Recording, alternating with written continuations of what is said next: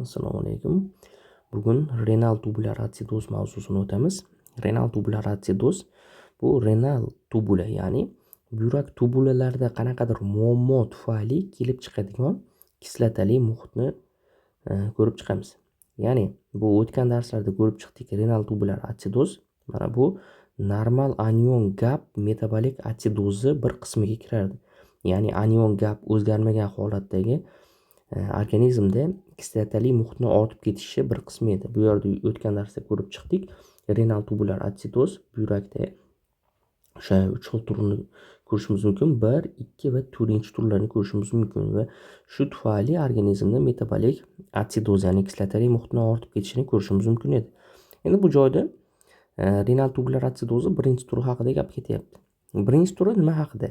Renal tubular atsidozni birinchi turida yig'uvchi naychalardagi, ya'ni oxirgi qismda, buyrak nefronni oxirgi qismidagi yig'uvchi naychalarda alfa intercalated cells bor. Mana bu alfa intercalated cellsdagi hujayralarni vodorod ionlarini sekretsiya qila olmay qolishi natijasida gidrokarbonat hosil bo'lmasligi bilan kechuvchi metabolik atsidoz deyapti.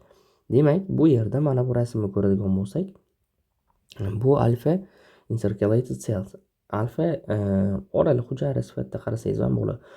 Bu joyda karbonat angidrid va suv mana bu hujayra ichida karbonat angidraza natijasida gidrokarbonat kislota, karbonat kislota deymiz to'g'rirog'i, karbonat kislotaga aylanyapti va karbonat kislotani vodorod kationlar va gidrokarbonat anionlariga ajratib berilyapti. Bu yerda vodorod kationi mana bu sidik tarafga chiqadi, ya'ni mana bu taraf lumen deb qo'ygan, urine, ya'ni birlamchi sidik mana bu tarafda. Bu oxiri chiqib ketsa, oxirgi oqibat ikkilamchi sidikka aylanib ketadi. Endi mana bu tarafda sidik deb yozib qo'yamiz, ya'ni sidik taraf. Bu taraf esa qon taraf. Demak, mana bu joyda vodorodni chiqarish uchun maxsus kanal bor. Vodorod atiafazi degan kanal bor, ya'ni energiya hisobiga vodorodni tashqariga chiqaradi.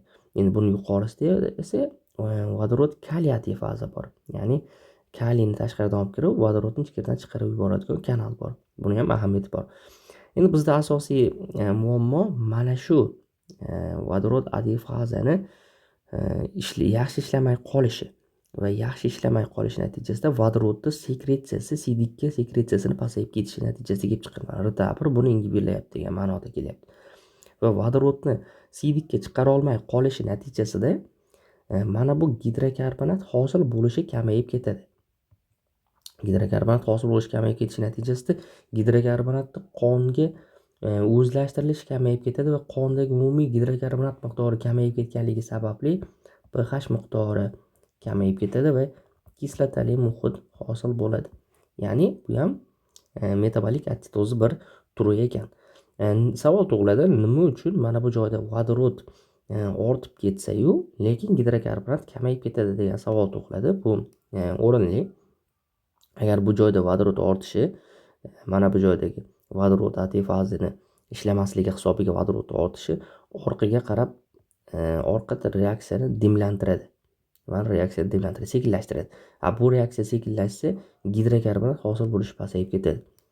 Mana bu qancha ortishni boshlasa, shuncha orqadagi reaksiyani dimlaydi va natijada mana bu gidrokarbonat hosil bo'lishi ancha pasayib ketadi. Shuni hisobiga gidrokarbonatni o'zlashtirilishi pasayib ketadi organizmda. Umumiy holatda sidikda pH ko'radigan bo'lsak, vodorod kam bo'lsa, pH oshib ketib qolishini va nimada, qonda esa pH kamayib ketishini. Shunda sidikda ishqoriy muhit ortadi, nimada, qonda kislotali muhit ortishini ko'ramiz.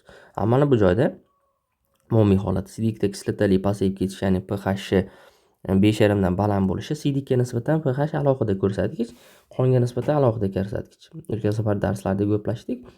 7,35, 7,45 holatlardagi qondagi pH normal holatda qarasak, endi sidikdagisi boshqacharoq edi. Ya'ni sidikda 5 dan yuqori bo'lishi ham o'zi pH ni balandligidan dalolat beryapti. Gipokalemiya va kalsiy nefrolitiyaz bilan kechadi. Buning sababini hozir quyida kelib chiqamiz. Endi bu joyda sabablarida asosiy sabablari alfa-tirosin B, ya'ni mana shunaqa modda bor, alfa-tirosin B dan zaharlanish bor va analgezik nefropatiya, tug'ma siydik yo'li obstruksiyasi, siydik yo'llarning obstruksiyasi hisobiga ham kelib chiqishi mumkin yoki avtoimmun kasalliklardan sistemik lupus eritematozus yoki Sjogren sindromidan kelib chiqishi mumkin bo'ladi. Endi siydikda vodorod chiqmasligi, mana bu joyda vodorod chiqmasligi aldosteron tomonidan kompensatsiya qilib qo'yiladi. Ya'ni aldosteron tomonidan yenakka orqali natriy kirishini oshirib beradi. Natijada lyumendagi siydikda zaryad balansi saqlanadi. Hozir buni quyida mana bu joyda ko'ramiz. Yana orqaga qaytishimiz mumkin. Mana bu yenak, ya'ni aldosteron ta'sir qiladigan nefronni yig'uvchi qismlar. Nefronni yig'uvchi qismlarida aldosteron qanday mexanizmda ta'sir qiladi ko'ramiz.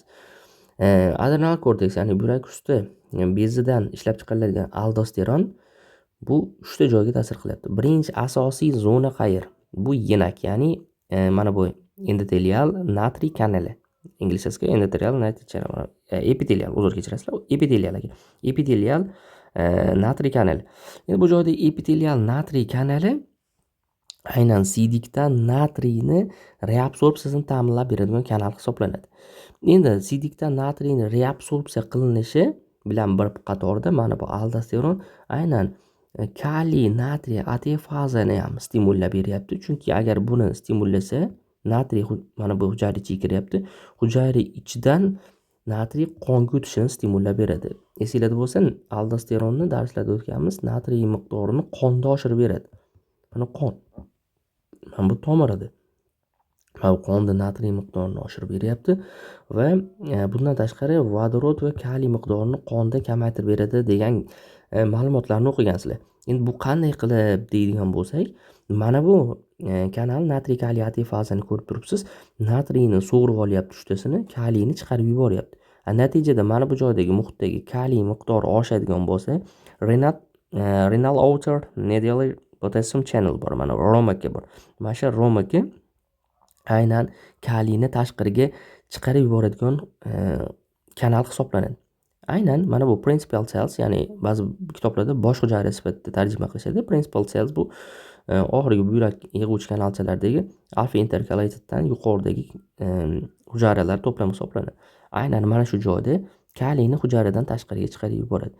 Endi keyingisi bor aldosteron, mana bu joydagi, ya'ni alfa intercalated cellsdagi vodorod AT-fazani stimullaydi. Natijada vodorodni hujayra tashqarisiga chiqarib yuboradi. Endi yuqorida ko'rganimiz renal RTA birinchi turda, ya'ni renal tubular atsidozda aynan mana shu kanal yaxshi ishlamayotdi. Endi mana shu kanalni aldosteron stimullaydi. Chunki yuqorida ko'rdik, mana shu kanalda ishlamasligi sababli mana bu joydagi vodorod miqdori kamayib ketyapti. Shuni balansga keltirish uchun mana bu kanalni stimullaydi. Endi bunga qo'shimcha ravishda kaliyni ham tashqariga chiqarishni bevosita emas, bilvosita mana bu joy orqali stimullab beryapti. Shuni hisobiga qonda kaliy miqdori kamayib ketyapti va mana bu siydikda, birlamchi siydikda kaliy miqdori oshyapti vodorod bilan birgalikda. Endi savol tug'iladi, kaliy miqdorini oshirishi ahamiyati nimada yoki vodorodda aslida aldosteron uchun oshirishi ahamiyati nimada? Aldosteronning asosiy vazifasi natriy reabsorpsiyasini stimullash xolos-ku. Bu kislota ishqoriga daxli bo'lmagan degan savol tug'iladi. Aslida to'g'ri, aldosteronning asosiy vazifasi natriy reabsorpsiyasini stimullash, lekin savol tug'iladi. Mana shu joyda natriyni qancha so'rib olaversak, mana bu plyus zaryadlar kamayib ketsa nima bo'ladi deymiz. O'tgan darslarda aytdik, qonda plyus zaryadlar miqdori minus zaryadlar miqdoriga teng bo'lishi kerak, bo'lmasa balans buzilib qoladi dedik. Siydik ham xuddi shunaqa. Siydikda, birlamchi siydikda mana ko'rib turibmiz. Natriy miqdori qancha kamayib ketgan sari plyus zaryadlar soni kamayib ketadi. Plyus zaryadlar soni kamayib ketadigan bo'lsa, manfiy zaryadlashib ketadi mana bu muhit. Shuning uchun bu manfiy muhitni to'g'irlash maqsadida kaliyni hujayradan tashqariga chiqarib yuborilyapti. Natijada birlamchi siydikda kaliy oshsa yoki vodorod ekkovi oshsa, mana bu birlamchi siydikdagi zaryadni musbatligini ta'minlab turadi.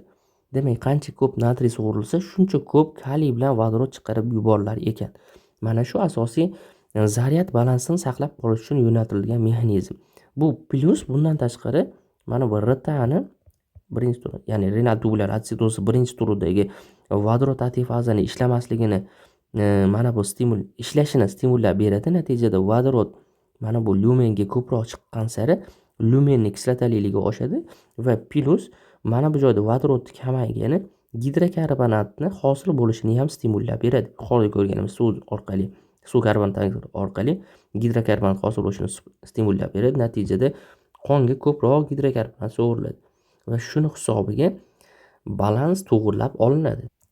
Ya'ni yuqorida aytganimizdek kompensatsiya bo'ladi. Mana bu gidrokarbonat ko'proq nimaga o'tadi? Mana bu qon tarafga o'tadi. Vodorod esa ko'proq sidik tarafga o'tar edi. Endi yuqorida mana bu joylarda ko'ryapmiz. Gipokalemiya. Buni tushundik. Gipokalemiya sababi mana bu joydagi vodorod kaliyni sidikka ko'proq chiqarib olgan sababli mana bu joyda qonda kaliy kamayib ketyapti. Ya'ni gipo holatga o'tib qolyapti.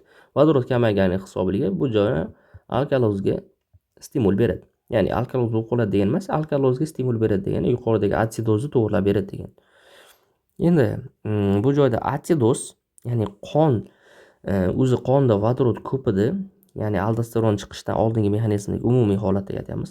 Qonda vodorod ko'pida bu pHni kamaytirib kislotali muhitni oshirib beryapti, ya'ni atsidoz beryapti. Bu atsidoz muhit suyaklarga ta'sir qiladi. Ya'ni suyakdan kislotali muhit kalsiyni chiqarib tashlashni stimullab beradi. Buni suyak skelet muskullarida alohida gaplashsak bo'ladi. Osteoblastlarning ishlash mexanizmida asosiysi shu joy bilib olsangiz bo'ldi. Demak, qonda kislotali muhit oshib ketadigan bo'lsa, suyakdan kalsiy chiqishi stimullanib qolar ekan. Suyakdan kalsiy chiqishi qancha stimullanib ketsa, bu giperkalsiemiyani hosil qilib qo'yadi. Giperkalsiemiya natijasida organizmda kalsiy ko'payib ketsa ham bu organizmga ziyonga ishlaydi deb qaraydi va buni sidik orqali chiqarishni boshlaydi organizm.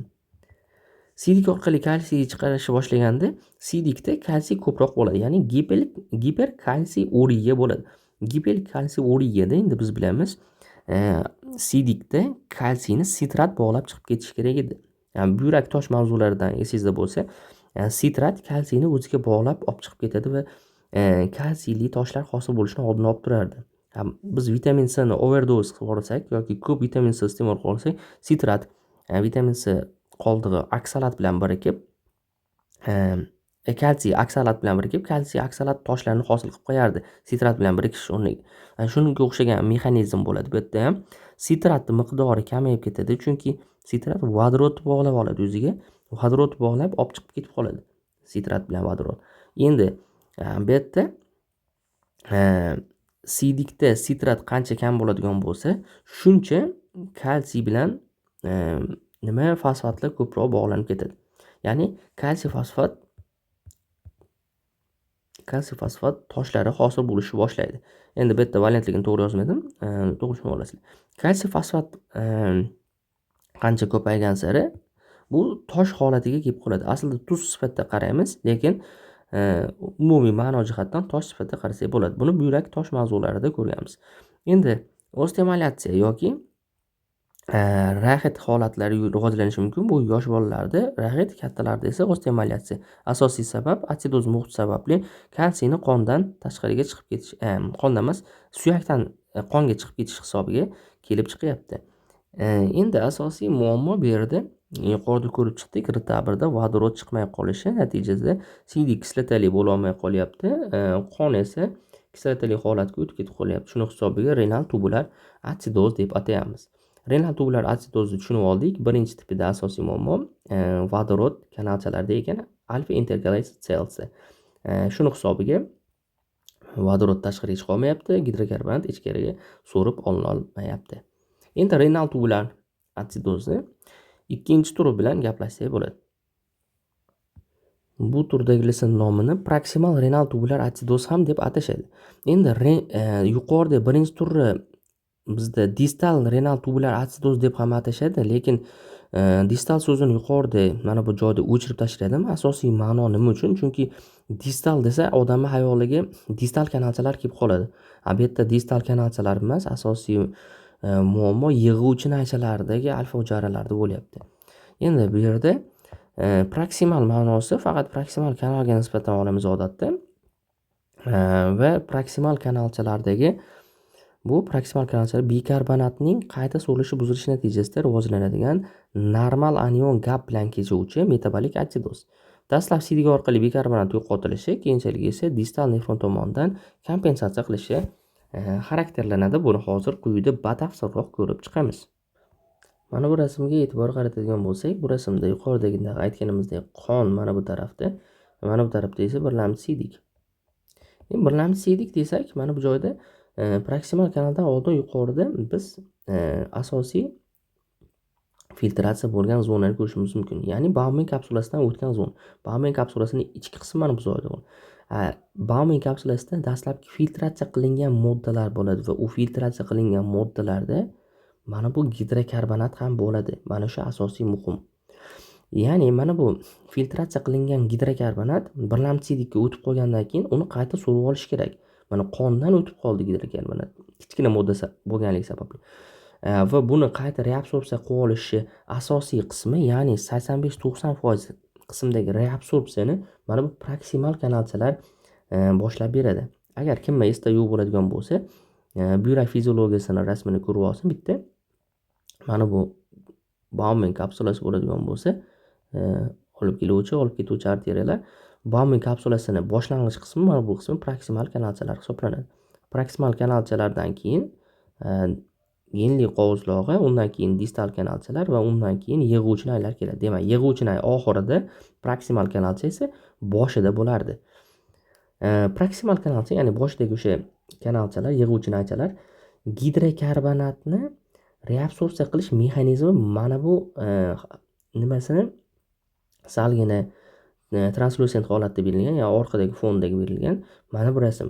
Ya'ni gidrokarbonat bilan vodorodda ikkovini reaksiyasi natijasida kelib chiqadi. Mana bu joyga vodorod qayerdan kelib chiqdi? Natriy reabsorsiyasi tufayli kelib chiqdi. Natriy vodorod mana bu kanal hisobiga natriyni hujayra ichiga so'rib olyapti. Vodorod tashqariga chiqarib olyapti. Tashqariga chiqqan vodorod gidrokarbonat bilan birgalikda reaksiyaga kirishib karbonat kislotani hosil qiladi va karbonat angidraza hisobiga bu karbonat angidrid va suvga parchalanadi. Karbonat angidrid bilan suv reabsorpsiya qilinishi osonroq bo'ladi bu joyda. Suvni reabsorpsiya qilinishi ham qiyin emas. Mana bu proksimal kanalchada asosiy qism bu yerda bo'lmasa ham, lekin suvni reabsorpsiya qilish mumkin bo'ladi. Lekin karbonat angidrid bemalol xohlagan joydan o'tib keta oladi, chunki bu sizlar hujayra membranlarisi mavzusida gaplashgansizlar, xohlagan joydan o'tib ketish qobiliyatiga ega. Karbonat angidrid diffuziya bo'lsa, ichkarida karbonat angidrid va suv paydo bo'lib qoldi. Endi karbonat angidrid va suv reaksiyaga kirishadi, ya'ni karbonat angidraza ishtirok etadi bu yerda ham. Natijada karbonat kislota va bu vodorod va gidrokarbonatga parchalanadi. Parchalanma dissotsiatsiya bo'ladi deymiz kimyo nimalarda, lekin buni parchalanadi sifatida qarasangiz ham bo'laveradi, muammo emas. Gidrokarbonat bu mana bu anion, mana bu vodorod kation. Endi gidrokarbonatni mana bu joydagi maxsus kanalcha bor, natriy gidrokarbonatni ikkovini so'rib oladigan kanal bor. Shuni natijasida mana bu joyga natriyni tortib olayotgandik. Bu natriy birgalikda mana bu ikkovi bu tarafga o'tib ketadi. Endi hujayra ichida natriy yetarlicha, chunki natriy bitta SGLT2 ham bor, ya'ni natriy glyukoza transporteri ham bo'ladi. Shuning hisobiga natriy balansini saqlab turiladi bu ichkarida. Natriy qancha bitta ichkarida ko'paygan sari mana bu kanal yaxshiroq ishlayveradi. Gidrokarbonat ko'paygan sari natriy kanali ham yaxshi ishlaydi. Endi RTA2da aynan mana shu kanal yaxshi ishlamaydi. Ya'ni gidrokarbonat bilan natriyni hujayra ichiga so'rib oladigan kanal yaxshi ishlamaydi. Shuning hisobiga gidrokarbonat qonga yaxshi so'rilmaydi, qondagi miqdori kamayib ketadi. Qondagi miqdori kamaysa, yuqoridagidek pH miqdori ham kamayib ketadi. Natijada kislotali muhit paydo bo'lib qoladi. Endi mana shu muhitni qisman kompensatsiya qilish kerak. Yuqorida xuddi aldosteronga o'xshagan, buni ham qisman kompensatsiya qilish kerak. Endi bu gidrokarbonat miqdori siydikda ortib ketyapti, chunki reabsorpsiya bo'lmayapti. Oxiri ortib ketaveradigan bo'lsa, mana bu alfa intercalated hujayralar tomonidan kompensatsiya qilinadi. Bu kompensatsiyasini hozir quyida ko'rib chiqamiz. Mana o'tgan safargi qismga qaytib keldik. Bu yerda aldosteron mexanizmi orqali kaliyni hujayra tashqarisiga chiqarib yuborilayotgandi. Vodorodni ham hujayra tashqarisiga chiqarib yuborilayotgandi. Bu asosiy narsa bu yerda natriyni kamayib ketish hisobiga kechyapti. Mana bu qondagi natriyni kamayib ketish hisobiga kechyapti. Endi mana bu joyni mexanizmini ham ko'rdik. Bu yerda aytish bo'yicha mana gidrokarbonat yo'qotildi, natriy ham yo'qotildi. Mana shu joyga hozir ko'rib chiqamiz. Natriy qanday yo'qotilayotgan. Distalga natriy ko'p boryapti. Natriy qayta so'rilishi kuchayib ketadi aldosteron tufayli. Mana bu joyni ko'rdik. Yuqorida natriyni reabsorpsiyasi bilan birga ketyapti. Mana bu ichkari desa natriyni gidrokarbonat bilan birga sug'urib olinayotganini ko'ryapti.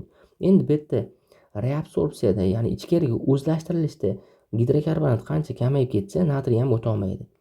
Nimaga desangiz, chunki mana bu kanal faqatgina gidrokarbonatni o'ziga emas yoki faqatgina natriy o'ziga emas, ikkalasi bir xil miqdorda kelgandagina ishlaydi.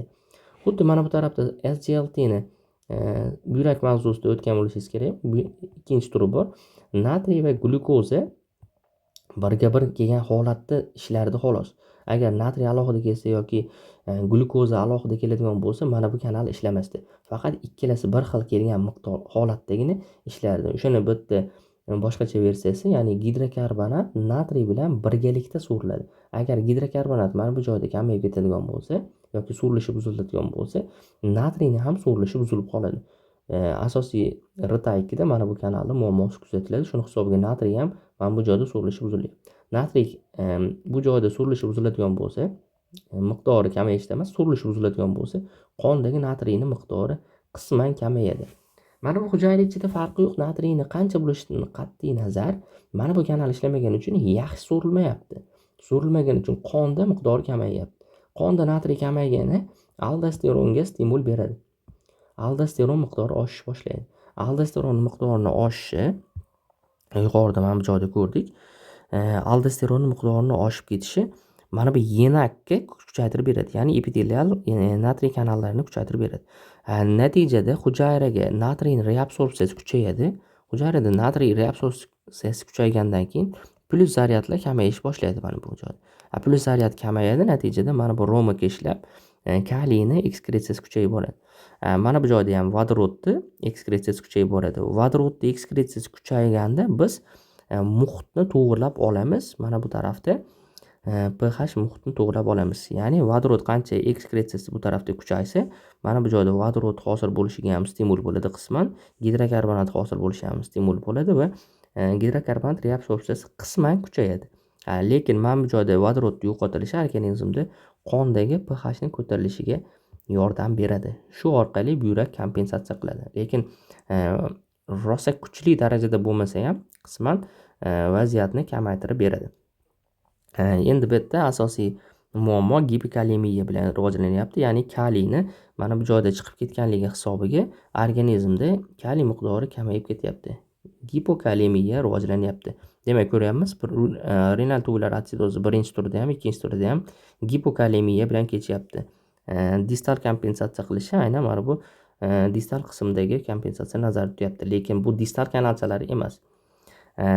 RTAni ikkinchi turi gidrokarbonatni yo'qotish distal kompensatsiya bilan namoyon bo'lyapti. Umumiy ma'noda tushunganingiz mana shu joyda gidrokarbonatni almashimunni buzilishi bilan kechyapti. Keyingi qismda renal tubular atsidozni 3-turi haqida ketyapti. Lekin bu yerda renal tubular atsidozi 3-turi yo'q deymiz. Nimagaki renal tubular atsidozi 3-turi bu RTA1 va RTA2 ni kombinatsiya holatda kelgan versiyasi sifatida qaraladi. Shuning uchun RTAni 3-turi alohida qayd etilmaydi. RTAni 3-turi deganda hayolingizga RTAni 1 va 2-turi birgalikda kelganligini hayolingizga keltirsangiz bo'ladi. Ikkalasida ham proses o'xshash, kompensatsiya jarayoni ham deyarli o'xshash. Yuqorida ko'rdik, aldosteron orqali kompensatsiya qilyapti. Endi RTAni 4-turi bor. 4-turi bilan gaplashib chiqamiz. Renal tubular atsidoz bu yuqoridagi 1, 2, 3-turdan ko'ra umuman teskari proses desak ham to'g'ri keladi, lekin baribir atsidoz bilan namoyon bo'ladi. Qanaqa teskari proses desak, bu yerda aldosteron muammosi bilan kechadi. Yuqorida kompensator ravishda aldosteron chiquvdi va vaziyatni to'g'rilab berishga yordam beradi. Endi bunda aynan aldosteron yetishmovchiligi yoki aldosteronga nisbatan buyrakda rezistentlik paydo bo'lib qolganligi sababli aldosteron ishlamay qoladi. Endi aldosteron ishlamay qolsa, yuqoridagi proses teskarisi ketadi. Ya'ni yenakki miqdori kamayib ketadi, ya'ni natriy kanallarining miqdori kamayib ketadi yoki miqdori kamaymasa ham o'zi yaxshi ishlamay qoladi. Natijada vodorod bilan kaliy tashqariga chiqarilmaydi. Buni hisobiga giperkalemiya kuzatiladi. Yuqorida aytdik, faqat mana shunda giperkalemiya kechadi. Yuqoridagilarda gipokalemiya bilan namoyon bo'layotgandi. Bunda giperkalemiya bilan namoyon bo'ladi.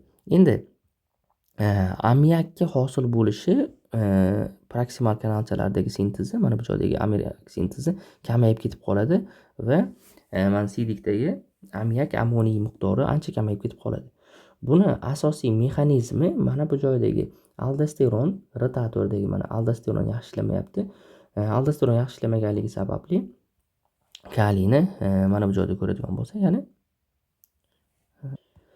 mana yuqoridagi protsessdagi aldosteron mana bu kaliyni aldosteron ishlab chiqarilmasligi, mana bu birinchi navbatda natriyni ko'raylik. Natriy kanalini yaxshi ishlatmaydi. Natriy kanali yaxshi ishlamagandan keyin mana bu ham yaxshi ishlamaydi. Bu natriy kaliy atefazi kaliyni bu tarafga chiqarishadi. Endi kaliyni qondan tashqariga chiqara olmayapti. Qondan tashqariga kaliy chiqishi kamaygani hisobiga mana bu siydik tarafga kaliyning chiqishi ham kamayib ketyapti. Siydikdagi kaliy kamayib ketyapti. Shuni hisobiga giperkalemiya ko'rinyapti. Giperkalemiya. Endi bundan tashqari mana bu vodorod atefazi bor edi. Aldosteron ta'sir qiladigan vodorod atefazi yaxshi ishlamaganligi hisobiga vodorod ham hujayradan tashqariga chiqmayapti. Shuni hisobiga vodorod miqdori qonda oshishi, bu joyda bundoq ko'radigan bo'lsak, oshishini nazarda tutamiz va gidrokarbonat reabsorpsiyasini bu joyda kamayib ketishini ko'rsak bo'ladi. Gidrokarbonat reabsorpsiya mana joydagi reabsorpsiyasi kamayib ketishi. Reabsorpsiya bu tarafdan olish natijasida bo'ladi. Bu joyda reabsorpsiya demaymiz. Hosil bo'lishi deb qarasak to'g'ri bo'ladi. Gidrokarbonatni bu tarafga o'tishi, kamayib ketishi yuqoridagi xuddi RT1dagi versiyaga o'xshaydi, faqat bu boshqacharoq holatda. Endi gidrokarbonat miqdori qonda kamayadi, vodorod miqdori esa qonda oshib ketadi. Shuni hisobiga pH miqdorining kamayib ketishi va atsidoz holatini ko'rishimiz mumkin bo'ladi. Atsidoz holati. Kislotali muhit oshib ketyapti. Endi bu jarayonni asosiy muammosi aldosteron ishlamayapti yoki aldosteron yaxshi ta'sir qilmayapti. Agar aldosteron mexanizm chuqur bilmaydigan bo'lsangiz, yodlab olish uchun sizga qisqa mexanizm: aldosteron qachonki bo'lsa natriy miqdorini oshiradi deb qarang, kaliy miqdorini va vodorod miqdorini qonda kamaytiradi deb qarang. Mana shu narsani yodlab oling. Endi plus yodlab olishingiz kerak, suv miqdorini ham qonda oshirish yuborishini. Bu narsa nimaga sababchi bo'ladi? Arterial bosimni ortishiga. Agar aldosteron mexanizmlarini yaxshi yodlay olmasangiz, tushuna olmasangiz, mana shu sxemani yaxshilab tushunib yodlab olsangiz, bu yetarli bo'ladi qanaqadir keyslar ishlashga yoki hayotingizda chuqur ahamiyatga ega bo'lmasa ham bu narsa qisman sizga kerak bo'ladi. Endi renal tubular atsidozi yuqorida aytdik, asosiy mexanizm aldosteron. Endi kaliyni miqdorini oshib ketishi yoki kislotali muhitni ortib ketishini bu joyda ko'rdik, lekin muhim joyi mana bu joyda ammiak yoki ammonigenez. Giperkalemiya sharoitida proksimal naycha hujayralariga kaliy ionlarining kirishi vodorod ionlarining hujayradan chiqishiga olib keladi. Biz buni yuqorida birinchi mavzuda gaplashganmiz. Hujayraning ichida kaliy va vodorod bir-biriga teskari ishlardi. Agar vodorod kirsa, kaliy chiqib ketardi, kaliy kirsa, vodorod chiqib ketardi. Shu teskari mexanizmda ishlardi. Endi mana bu kaliy ko'payib ketganligi hisobiga mana bu hujayra tashqarisida ko'pligi hujayra ichiga kiritishiga sababchi bo'ladi. Va hujayra ichida kaliy miqdori haddan tashqari ko'p va vodorod miqdori kam bo'lib ketadi. Vodorodning hujayra ichida miqdori kamaysa, hujayraviy alkaloz rivojlanadi. Ya'ni mana bu tarafda qonda umumiy atsidoz bo'lyapti, metabolik atsidoz bo'lyapti, lekin hujayra ichida alkaloz bo'lyapti. Shunaqa versiya bo'lishi ham mumkin. Mana hujayra ichida alkaloz rivojlanadi. Bu esa vodorod kamligi, ya'ni hujayra ichidagi vodorodning kamligi glutamin metabolizmi orqali amalga oshadigan ammonigenezni, ya'ni ammiak hosil bo'lishini susaytiradi hamda ammoniy ionlar hosil bo'lishini kamaytirib, vodorod ionlarini siydik orqali chiqarilishini cheklab qo'yadi. Ya'ni mana ekan ammiakki va ammoniy hosil bo'lishini kamaytirib yuboryapti. Bu jarayonni mana bu rasmda ko'rsak osonroq bo'ladi. Mana bu rasmda ko'rsak osonroq bo'ladi. Bu joyda tubular hujayralarda glutamin metabolizmida ammoniy hosil bo'lib va ammiak ammiakka aylantirib chiqarib yuborilyapti. Ammiak mana tashqariga chiqaryapti, glutamindan hosil bo'lgan va mana bu ammoniydan vodorod chiqib ketyapti. Mana bu ammiak bilan bu vodorod qo'shiladigan bo'lsa, ammoniyni hosil qiladi qonda. Endi bu to'g'ridan to'g'ri emas, glutamindan ammoniy versiya ham hosil bo'ladi. Ammiak ham hosil bo'ladi, to'g'ridan to'g'ri ammiak ham hosil bo'ladi. Ammiak ham tashqariga chiqishi kamayib ketib qoladi bash natijasida. Shuni hisobiga glutamindan ammoniy va ammiakka aylantirib tashqariga ammiak chiqarilishi, ya'ni sidikka ammiak chiqarilishi va vodorod chiqarilishi kamayib ketib qoladi. Qachonki yuqoridagi mana ichkarida vodorodning miqdori kamayib ketib qoladigan bo'lsa. Endi mana shu hisobiga sidikda ammiak miqdori va ammoniy miqdori kamayib ketib qoladi. Umumiy hisobda oladigan bo'lsak, mana sidikda ammiak va ammoniy miqdori kamayib ketdi, chunki ammiak ishlab chiqarilishi umumiy holatda kaliy ko'pligi hisobiga mana bu joyda kamayib ketgani edi. Endi bizda umumiy ma'noda tushunib olishingiz mumkin bo'ladi. Rotatorda qonda atsitoz bo'lsa ham, lekin hujayra ichida alkaloz bo'ladi. Yuqorida gaplashdik buni. Giperkalemiya tufayli, ya'ni hujayra ichida tashqarisida kaliy ko'p va hujayra ichiga kaliyni kirib olishi vodorodni chiqarib yuboradi va ammoniyagenezni kamaytirib yuboradi. Ammoniyagenez vodorodga bog'liq, chunki vodorod qancha kam bo'ladigan bo'lsa, ammiak hosil bo'lishi ham shuncha kam bo'ladi. Ammiak hosil bo'lishi, bundan tashqari ammoniy katyonni hosil bo'lishi ham shuncha kam bo'ladi va bularning ekskretsiyasi kamayib ketadi. Demak, umumiy xulosa qilib oladigan bo'lsak, renal tubular atsidozi 4-turida asosiy muammo aldosteron ekan. Aldosteron yaxshi ishlamasligi yoki aldosteronni retseptorlari yaxshi ishlamasligi hisobiga mana bu kaliy miqdorining ko'payib ketishi, bundan tashqari kaliy miqdorining ko'payib ketishi ammiakka ammoniy hosil bo'lishini sidikda kamaytirib yuborishi bilan kechadigan, qonda esa kislotali muhitni oshirib yuborilishi bilan kechadigan renal tubular atsidoz, ya'ni metabolik atsidozning bir turi ekan. Umumiy xulosa qilib aytadigan bo'lsak, renal tubular atsidozlarning barchasi, ya'ni 4 ta turini ko'rib chiqdik. Hozir 3-turini alohida keyslarda yoki kitoblarda keltirilmaydi, aralash tur deb qaradik. Renal tubular atsidozlar normal anion gap, ya'ni anion gap normal saqlangan holatdagi metabolik atsidozlarning turi edi. Endi keyingi darslarda anion gapni o'zgarish hisobiga kechadigan metabolik atsidozlarni gaplashib chiqamiz. E'tiboringiz uchun rahmat. Ko'rishguncha xayr.